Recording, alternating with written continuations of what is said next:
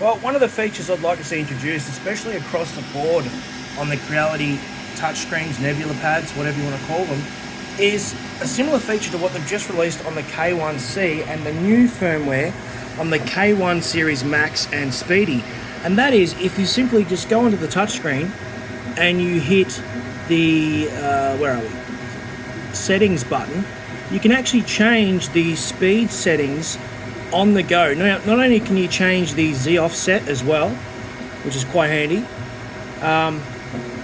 but you can also change the speed. So we can go into here and we now have the option, as does the K1C, of stable, silent and ultra fast, which I think is a really handy feature, because I know, coming from someone who's used full clipper access and even the Creality Sonic pad, having the ability to change the printer speeds, Z offsets, fan speeds and so on the fly, and even flow rates and such, that is really an advantage to have whilst printing, because you don't have to worry about pausing or stopping your print or restarting a print.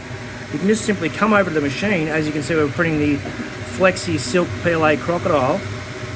You can simply come over to the machine and you can literally just hit stable 50% speed, or silent, which I haven't tried out yet, but apparently that reduces the fan noise by, I think, 15 to 20 decibels. So obviously cooling and speed is obviously reduced, slowing it down to a standard where it collaborates with the fan and the speed together still, whilst limiting the amount of noise. So that's an interesting feature. I'd like to see that really brought across. I don't see why they can't bring it across to the CR10-SE. Now, a lot of people will say, yeah, okay, well, just do root access on both machines, or at least, if you don't have those features on the CR10-SE or even the V3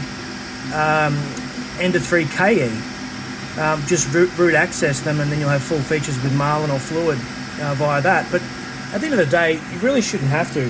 I mean, Creality print aside, slicing software aside, realistically, the features should be already there. I mean, if you've got it in the K1 series, like so, and other features as well, then there's really no reason why you can't have those features in the other touchscreen interfaces. I mean, the CR10-SE runs the same CPU chipset as the K1 series printers.